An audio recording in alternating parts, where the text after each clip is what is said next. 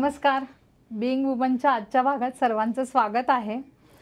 आजही आपण खूप वेगळ्या व्यक्तिमत्वाला भेटणार आहे, एका ऑलराऊंडर व्यक्तिमत्वाला, ज्यांनी वयाच्या 75व्या वर्षी नवीन टेक्नॉलॉजी आत्मसात करत परदेशात स्वतःची वेगळी ओळख निर्माण करणाऱ्या उषा प्रभुणे यांना. उषाताई, स्वागत आहे तुमचं बीइंग वुमनच्या ह्या एपिसोडमध्ये.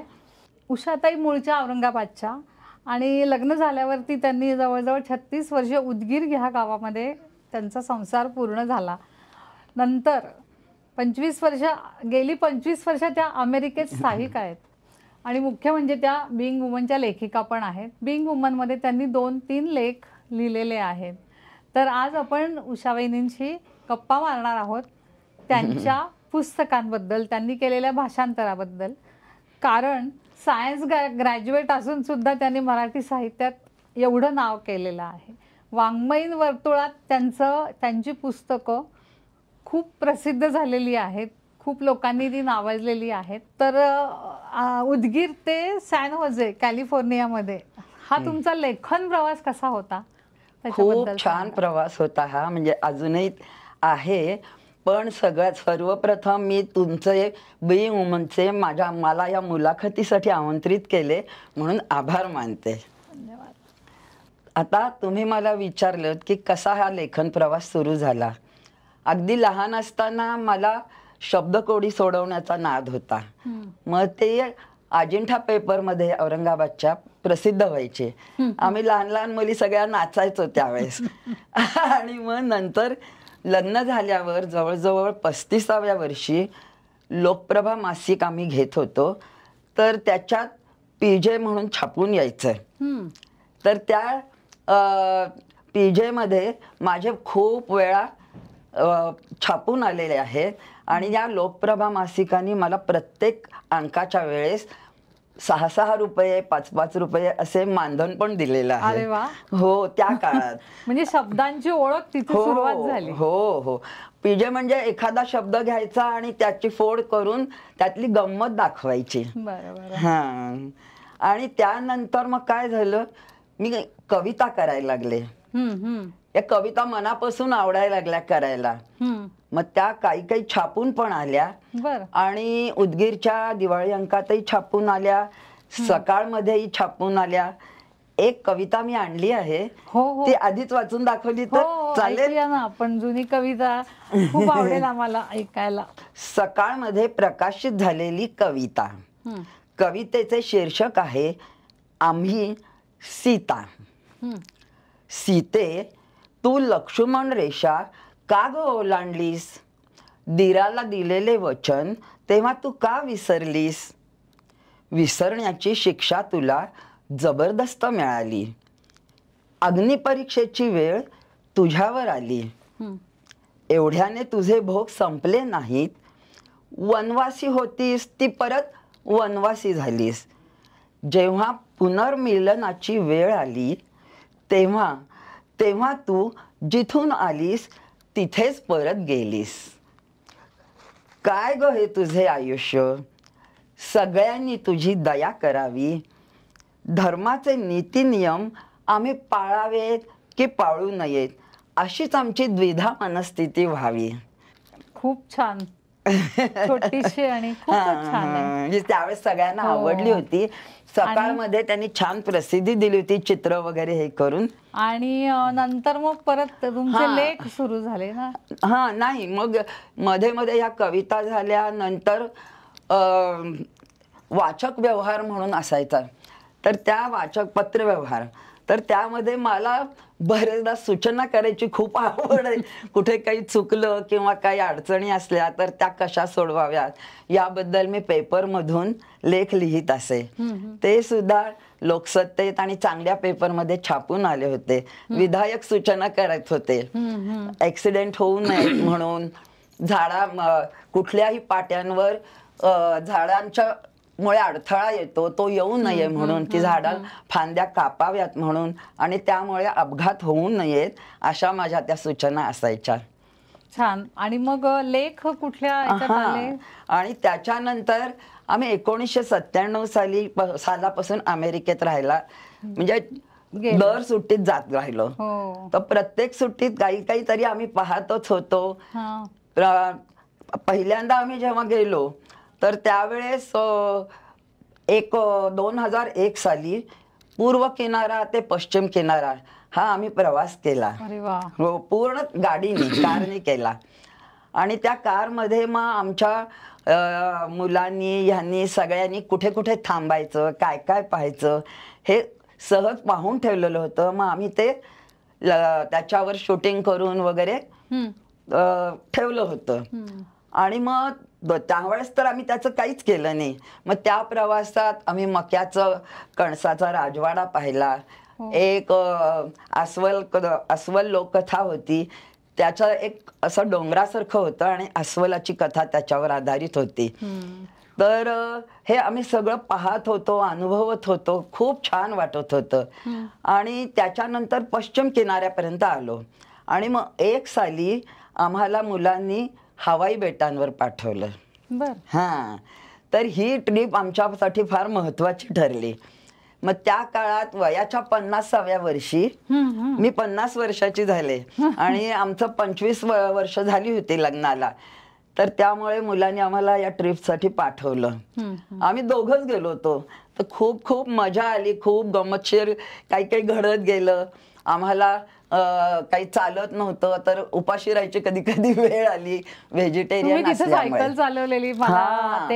तर आमच्या ह्या ज्या टूर्स होत्या तर सगळं मुलांनी करून ठेवलेलं होतं. आम्हाला फक्त जायचं आणि मजा करायची. तर एक टूर अशी होती की आम्ही सकाळी आम्हाला त्या व्हॅनमधनं सगळ्यांच्या सायकली त्याच्यात होत्या भरलेल्या आणि आम्हाला पूर्ण डोंगरावर नेलं 2000 फूट जवळजवळ. आणि मग तिथे आम्ही सूर्योदय पाहिला. तिथला सूर्योदय खूप प्रसिद्ध आहे. आणि मग त्यांनी आमची सगळ्यांची सायकलवरची हे केली टूर.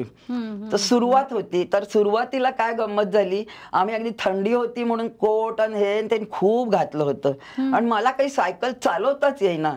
आणि खूप सायकल चालवलेली होती. सायकल प्रचंड चालवलेली. पण गंमत की सायकली सुद्धा जरा वेगळ्या असतात. मी जे चालवत होते त्याला चेन कव्हर असायचं आणि पाय पॅडल मारत मारत वर चढायचं. आणि इथल्या सायकली कशा एकदम बसायचं आणि चालवायचं. ते काही मला जमेना. सगळे खूप खूप हसायला लागले मला. शेवटी बरोबरचे सगळे आमच्याहून लहान होते. आणि मग मी ओव्हरकोट काढला, अजून दुसरं घातलेलं काढलं. शेवटी टी शर्ट आणि स्लॅक्स मध्ये मी उभी राहिले. आणि ते झालं की मला पटकन चालवायला आली. आणि ती जेव्हा सुरू केली मी सायकल, ती थेट सगळ्यांच्या पुढे. शेवटी जो आमचा मुख्य होता, उषा थांब आमच्या पुढे जाऊ नको. हसणाऱ्यांना तुम्ही गप्प बसवलं. त्यामुळे सगळे माझ्याकडे बघत राहिले. आणि ते जवळजवळ 60 किलोमीटर अंतर होतं. आणि थेट पायथ्याशी आम्ही पोहोचलो. पण मध्यंतरी जेव्हा स्टॉप घेतला त्यावेळेस त्या लोकांनी आमचं 50व्या वर्षाचं म्हणून शूटिंग केलं, फोटो काढले आणि खूप कौतुक केलं. अशा पद्धतीने आम्ही हवाईत खूप साहसी गेम खेळलो. खूप छान आनंदात आम्ही परत आलो. पण हे सगळं 1 सालात झालं आणि 8 सालापर्यंत मी काहीच लेखन केलं नव्हतं. आणि मग अचानक एकदा मी पाहिलं की कोणीतरी अशा ह्याच्यावर लिहितंय. मग मला असं वाटलं की आपण ह्याच्यावर छान लिहू शकू. आणि मग मी लेखनाला सुरुवात केली. सगळ्यात पहिला लेख लिहिला तो आम्ही वॉटर राफ्टिंगचा. आम्ही सगळ्यांनी मिळून रिव्हर वॉटर राफ्टिंग केलं होतं. आणि मग त्याचा मी लेख लिहून तो चतुरंग मध्ये दिला छापायला. त्यांना तो इतका आवडला की त्यांनी पूर्ण पानभर मोठमोठी रंगीत पुरवणी काढली आणि माझ्या लेखाला प्रसिद्धी दिली. आणि मग बहुतेक त्या लोकांनी खूप प्रतिसाद दिल्यामुळे शुभदा चौकर त्या काळात होत्या संपादिका. तर त्यांनी मला परत लिहायला सांगितलं. मेसेज केला, फोन केला आणि परत लिहायला सांगितलं. आणि असे मी जवळजवळ 8 लेख लिहून झाले माझे. सगळ्या 8 लेखांना त्यांनी प्रसिद्धी दिली आणि प्रत्येक लेखाचं 600 रुपये मानधन मला चेक येत गेला. आता महत्वाचा एक मुद्दा आहे आपला लेखना बाबतीतचाच की तुम्ही सायन्स ग्रॅज्युएट आहात. हो. तुम्ही मुलांचा अभ्यास सायन्स ग्रॅज्युएट असल्यामुळे 12वीच्या मुलांचा अभ्यासही तुमचा तुम्ही घरी केला, नो क्लासेस नथिंग, आणि मुलं मोठ्या कॉलेजमध्ये जाऊन अमेरिकेला गेली, ते सगळं वेगळं आहे. पण मुद्द्याकडे पहिला येऊयात की साहित्य क्षेत्रात तुम्ही कशा काय आलात नंतर? हा, साहित्य क्षेत्रात अशी आले की हे साहित्य, माझे पती अरुण प्रभुणे हे प्रोफेसर आहेत आणि साहित्यिकही आहेत. तर त्यांच्या सहवासात राहिल्यामुळे बऱ्याच साहित्यिकांची माझी ओळख झाली, आमच्या भेटी झाल्या, खूप लोक सहवासात आले. श्रीराम लागू, गंगाधर गाडगीळ, पुष्पा भावे, ताराबाई भवाळकर, आताच्या अध्यक्षा, साहित्य संमेलनाच्या अध्यक्षा, आणि असे अजून बरेच लोक आमच्या सहवासात आले. तर अशा गंगाधर गाडगिळांवर मी श्रद्धांजलीपर एक लेख लिहिला होता, आणि सुलभा देशपांडे त्यांच्यावरही मी एक लेख लिहिला होता, आणि हे दोन्ही लेख माझे अक्षर वाङ्मय म्हणून त्रैमासिक आहे. हा, तर ह्या अक्षर वाङ्मय प्रसिद्ध म्हणजे वाङ्मय त्रैमासिक आहे, त्याच्यात ते छापून आले. हे असे पहिल्यांदा आले. आणि नंतर मग माझे हे साहित्यिक असल्यामुळे अजून काही काही अमेरिकेत ह्यांना स्टॅनफोर्ड विद्यापीठात व्हिजिटिंग स्कॉलर म्हणून आमंत्रित केलं. तर त्या काळात ह्यांचा लोककथेच्या साहित्यिका टेरेसा पिजॉन आणि जॉन स्मेल्सर यांच्या सहवासात आम्ही म्हणजे मेसेज, फोन अशा संपर्कात होतो. आणि टेरेसा पिजॉन तर आमची मैत्रीण झाल्यासारखीच झाली. मग तिच्या लोककथा ज्या होत्या, किंवा John स्मेल्सरचं Reverend and the totem हे असं पुस्तकं मी वाचली, आणि या लोककथा इतक्या छान वाटल्या मला, खूप मनाला स्पर्श करणाऱ्या भावनिक दृष्ट्या. मग मी त्या अनुवादित करायला लागले. बरोबर. पण त्यासाठी तुम्ही अजून एक गोष्ट केलेली, तुम्ही सांगताय की तुम्ही इंग्लिश साठी तुम्ही एका कॉलेजमध्ये भाषेसाठी. हो. मग ह्या इंग्लिशच्या आम्ही जेव्हा 9 साली गेलो सॅनोझे मध्ये, त्यावेळेस मग आम्ही एव्हरग्रीन कॉलेजमध्ये प्रवेश घेतला. 4 महिन्याचाच तो कोर्स होता, पण खूप त्याचा उपयोग झाला मला. मग मुलांनी मला कॉम्प्युटर घेऊन दिला, त्याच्यावर अभ्यास करायला शिकले, आणि नवीन नवीन सगळं कसे सेव्ह करायचं, काय करायचं, डॉक्युमेंट कसं ओपन करायचं, हे सगळं शिकले. आणि त्या इंग्लिश शिक्षणाचा तुम्हाला भाषांतरासाठी उपयोग झाला मला. आणि मग काय हे टाईप म्हणजे आधी मी टायपिंगची परीक्षा दिलेली होती लग्नाच्या आधी. त्याचा खूप उपयोग मला झाला. आणि मुलांनी मला खूप वेगवेगळी मासिकं, पुस्तकं अशी आणून देत होते इंग्लिशची. तर ती सुद्धा वाचून मला खूप छान वाटायचं, अनुभव चांगला वाटायचा तो. हे सगळं वयाच्या 50 नंतर. 50 नंतर. खूपच घेण्यासारखी गोष्ट आहे की कुठलीही गोष्ट करायला खरोखर म्हणतात तसं वयाचं बंधन नसतं. 58व्या वर्षी मी खरं लेखनाला सुरुवात केली, म्हणजे 60ला. तर अजूनही ती चालूच आहे. आणि मग नंतर ह्या ज्या कथा माझ्या, मग पंचधारा म्हणून तेलंगण, हैदराबाद, तिथून एक त्रैमासिक निघतो. या पंचधारेमध्ये मिठाचे झुडूप नावाची कथा अनुवादित केलेली आहे. मिठाचे महत्व सांगणारी ही कथा आहे. आणि हे पंचधाराच आहे. ह्याच्यामध्ये भारतीयांचे इंग्रजी लेखन विशेषांक आणि एक मेधावी विशेषांक होता. त्या विद्याताई देवधर यांनी मला ह्या लेखांसाठी खूप कौतुकाने मला लिहायला लावलं. खूप मला त्यामुळे लेखनाचं जास्त अनुभव येत गेला. त्याचं जास्त महत्व आहे, कारण हा फक्त वाङ्मयीन वर्तुळातला आहे आणि सर्वसामान्यांना मिळतो, पण वाङ्मयीन वर्तुळात त्याचं कौतुक झालं. हे वर्षातून 3दा निघतो अंक, आणि सगळ्या साहित्यिकांमध्ये ते प्रसिद्ध आहे. हे आणि आमचं हे अक्षर वाङ्मय, हे अक्षर वाङ्मय मध्ये पण माझं छापून आलं होतं. ते जे कथाही आल्या आणि लेखही आले. हे झालं. तुमचं अमेरिका आणि अमेरिकन्स हे पुस्तक मी वाचलंय आणि पाहिलंय. हो. तर त्याच्याबद्दल सांगा.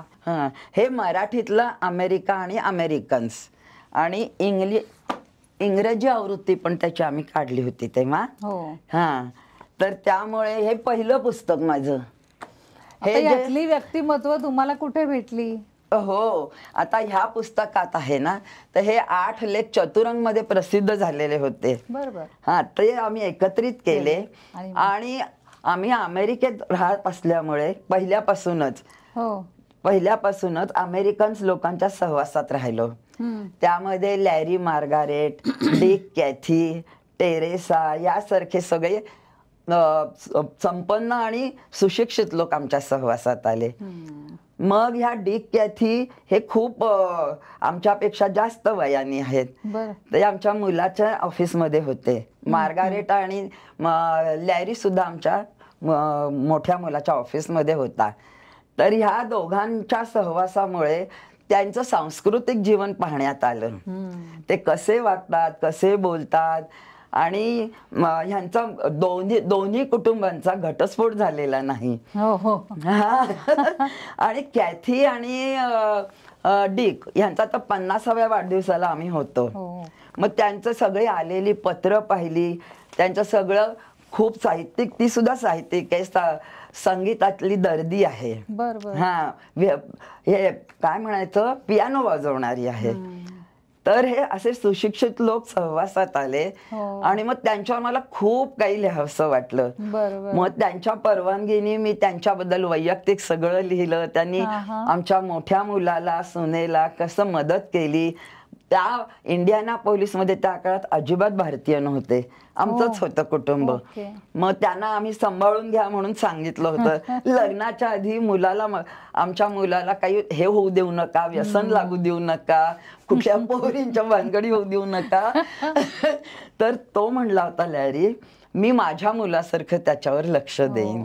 आणि त्यांनी तो शब्द पाळला.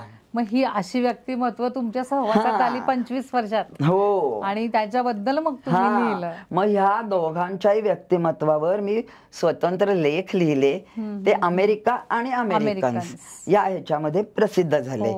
आणि अजून एक टेरेसा नावाची लोकसाहित्यातली लेखिका, तिचं आणि माझं तर खूप छान जमलं. अजूनही आहे ती माझी मैत्रीण. तर तिच्या कथांचा मी अनुवाद करत होते. ती म्हणायची, तू मला मी दरवेळेस परवानगी मागायची. ती म्हणे, परवानगी मागूच नकोस, तुला जे वाटेल ते तू करत जा. तर त्याप्रमाणे मी तिचं करत गेले. आणि आमच्या ह्या अक्षर वाङ्मयाच्या ह्याच्यात तिच्यावर एक खूप मोठा लेख लिहिलेला आहे मी. तर तिचं सगळं ह्याच्यात असेल. नाही, हे डिक कॅथी म्हणून आहे. टेरेसाच्या जेव्हा घरी आम्ही गेलो तर मी पैठणी नेसून गेले होते. तिला ती खूप आवडली. तर आम्ही म्हणलं की ही आमची पारंपरिक साडी आहे. तर ती म्हणे, माझ्याकडे पण माझा पारंपरिक ड्रेस आहे. मग ती घरात गेली, तिचा तो ड्रेस घालून आली आणि आम्ही दोघींनी मिळून डान्स केला. ती तिचं गाणं म्हणत राहिली आणि आम्ही त्याच्यावर नाचलो, गोल गोल फेऱ्या धरलो. त्यामुळे खूप मला छान वाटत होतं. आणि टेरेसा हे व्यक्तिमत्वच वेगळं आहे. ती इतकी साहसी आहे. तिच्या सगळ्या साहसी ह्याच्यामुळे तिला खूप पडली आहे, हे झाली आहे सगळं. तिला स्टील वुमनच म्हटलं जायचं. गुडघ्याचं ऑपरेशन, ह्याचं ऑपरेशन. आता परवा सुद्धा यायच्या आधी मी इथे भेटले होते. तर त्यावेळेस ती म्हणाली, अगं माझं आता परत पडले मी, आता माझ्या डोळ्यांना एकाच डोळ्याने दिसतंय, दुसऱ्या डोळ्याचं पूर्ण बंद झालाय.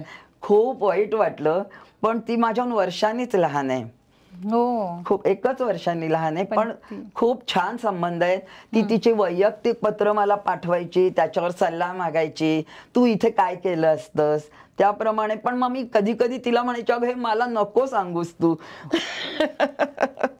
असं लिहिलेलं वगैरे वाचवत नाही काही गोष्टी.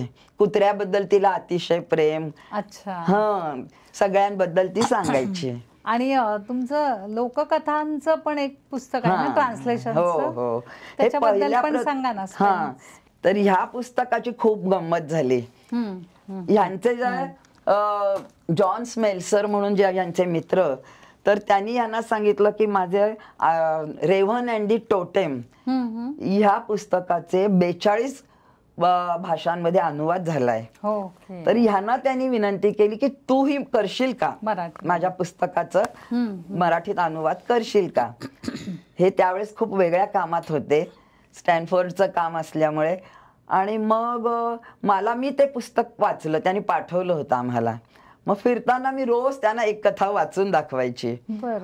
मग मी एकदा यांना म्हणलं तुम्हाला जमत नाहीये तर मी करू का, एखादी अनुवाद करून पाहू का. तर हा पहिला प्रयोग होता माझा अनुवादाचा. आणि मग ह्याचा अनुवाद मी केला आणि मग मी केला तो भाषांतर केल्यासारखा केला.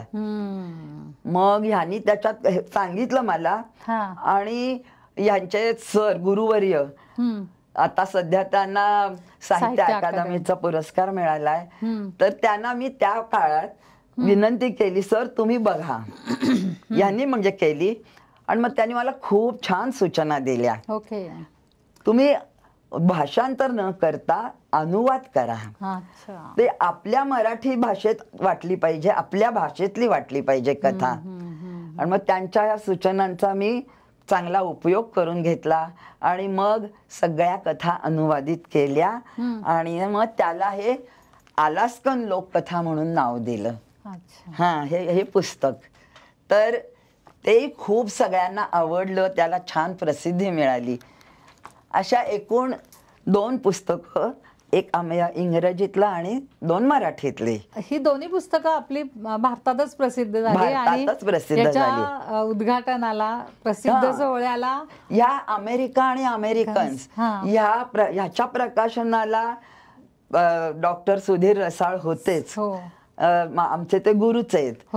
नंतर मधु जामकर म्हणून होते. आणि तिथून अमेरिकेतून टिफनी म्हणून आमची जी शिक्षिका होती ती पण प्रोफेसरच होती ना तिथे. तर तिलाही खूप आवडलं. आणि त्या अमेरिकेतल्या लोकांनी ह्याच्यावर हे इंग्लिश मध्ये ब्लर्ब लिहिलेलं आहे. तर ते मराठीत पण आम्ही ट्रान्सलेशन करून ह्याच्यावर छापलंय. त्या लोकांना कशी आवडली, ते मी केलेलं सगळं कसं आवडलं. अशाच पद्धतीने हे झालं. या पुस्तकाला पण प्रसिद्ध उद्घाटनाला हे आले होते. ह्या अलास्कन लोककथा ह्याला ताराबाई भवाळकर त्यांनी खूप कौतुक केलं, खूप त्यांना आवडलं. आणि अजूनही त्याही आमच्या संपर्कात आहेत. डॉक्टर सुधीर रसाळ होते, दत्ता भोसले होते. आणि ह्या दोन्ही पुस्तकांच्या प्रकाशनाला जाखडे, अरुण जाखडे, पद्मगंधाचे मुख्य प्रकाशक, त्या काळात त्यांना खूप आवडलं आणि त्यांनी छान त्याला प्रसिद्धी दिली. त्यांचेही आमचे खूप छान संबंध होते. आता ते नाहीये, त्यामुळे खूप वाईट वाटतं. त्यांच्याही सूचना मी खूप आदर करून तुम्हाला ह्या सगळं करण्यासाठी सगळीकडून गायडन्स मिळाला. आणि तुम्ही एक सांगितलेलं मला अजून आठवते आधीच्या चर्चेमध्ये की ह्या पुस्तकाचं ट्रान्सलेशन करताना 4-5 डिक्शनऱ्या घेऊन बसायचं. हा शब्द तो शब्द. तेव्हा काही गुगलवरती इंग्लिशचं हे भाषांतर लगेच मिळायचं नाही. अशा खूप डिक्शनरी वापरत होते. ही भाषेवरती वयाच्या 75व्या वर्षी आता काय मिळवलेलं आहे. त्या काळात खरोखरच खूप मेहनत घ्यावी लागली. आता कसं झालंय, आता मुलांनी मला अजून म्हणजे कॉम्प्युटरवरच्या डिक्शनरी सांगितल्या होत्या, खंडागळे वगैरे खूप. आणि आता अजून ह्या वर्षात तर कसं झालंय ते चॅट जीपीटी, त्यामुळे ट्रान्सलेशन खूपच सोपं झालंय. पण ते सुद्धा कधी कधी इतकं भयानक असतं केलेलं. तर त्याला आपण आपल्या भाषेत करावं लागतं, समजून घ्यावं लागतं. आपल्या भावना त्याच्यात शब्द हे लिहून काढावे लागतात. आणि तुम्ही ह्या इंटरनॅशनल अंगाई गीतांच्या ह्याच्यामध्ये पण काहीतरी काम केलंय ना आता. हे इंटरनॅशनल अंगाई गीते भारतीय आणि जागतिक विशेषांक हा अक्षरवाङ्मयचा विशेषांक होता. यासाठी यांनी अरुण प्रभूणे यांनी खूप खूप मेहनत घेतली आणि 40 देशांच्या अंगाई गीतं सगळ्या 40 देशांच्या लोकांशी पत्रव्यवहार करून वेगवेगळ्या लोकांच्या कडून अंगाई गीतं आणि मिळवली. त्यातल्या काही इंग्लिश अंगाई गीतांची तुम्ही ट्रान्सलेशन केलं. हो, मी माझी म्हणजे खूप मदत झाली. पण या चॅट जीपीटी त्याच्यामुळे मी करत गेले, पण माझ्या पद्धतीने त्याच्यात खूप बदल करत गेले. पण माझे बऱ्याचशा त्याच्यात आहेत मी केलेल्या. आणि मग ह्यांच्या पद्धतीने यांनी अंगाई गीतात त्याच्यात बदल केला. आता दुसरा वॉल्यूम पण येईल दुसरा 2 भागात होणार आहे. आणि मी स्वतः आमच्या नातवांसाठी जी 2 अंगाई गीतं केली होती ती सुद्धा याच्यात आहे. हे राहिलं सांगायचं, हे पहिलं विश्व साहित्य संमेलन 2009 साली झालं सॅनोमध्ये झालं होतं. तर त्या स्मरणिकेत, या पहिले विश्व मराठी साहित्य संमेलनाच्या स्मरणिकेत तिथे सुद्धा माझा एक लेख छापून आला होता. त्यांनी मागितला होता. हो, त्यांनी विनंती केली होती, त्यामुळे तोही मी लेख लिहिला होता. तर तो अगदी पहिला लेख होता सुरुवातीचा. आणि त्याच्यानंतर या पुस्तकांची हे झाली. हो, व्हेरी गुड. खूप खूप घेण्यासारखं आहे तुमच्याकडून.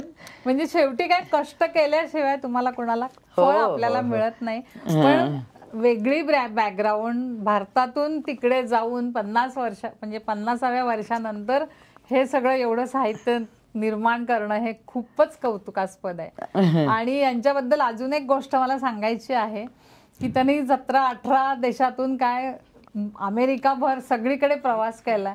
पण प्रत्येक ठिकाणी त्यांचा ड्रेस भारतीयच असतो आणि त्यांच्या कपाळाला असं हे मोठं कुंकू असतं. तर हा त्यांचा अगदी म्हणजे कुठल्याही प्रदेशात जाऊ दे, अगदी उत्तर ध्रुवावर सुद्धा त्या जाऊन आल्या आहेत. तिथे सुद्धा त्यांनी हाच पोशाख ठेवलेला होता आपला भारतीय. त्यामुळं कुठूनही त्यांनी विचारतात लोक त्यांना येऊन, तुम्ही भारतीय आहे का म्हणून. पण म्हणजे हे पण एक कौतुकास्पद आहे की आपण आपला ड्रेस वेगळा, आपला पोशाख कधी सोडायचा नाही. भारतीय आहे याचा त्यांना अभिमान आहे. हो, फक्त साहसी गेमच्या वेळेस मी पॅन्ट शर्ट वगैरे वापरली. हो, पण मला खरोखर ही साडी आणि हे आवडतं. आणि सुरुवातीच्या काळात मुलांना वाटायचं की आईनी साडीतच पाहिजे, आणि नातवंडांना सुद्धा असं वाटतं की आजी वाटली पाहिजे. त्यामुळे मग हे कायम राहिलं. आता आपण लेखनाबद्दल, उषावहिनींच्या लेखनाबद्दल आता आपण बरंच बोललो की भाषांतर कसं केलं, भाषांतर करताना किती अडचणी आल्या, नवीन भाषा शिकायला गेल्या 50शी नंतर. आणि दुसरं म्हणजे ॲडव्हेंचरस गेमचं पण त्यांनी इतकं सांगितलं.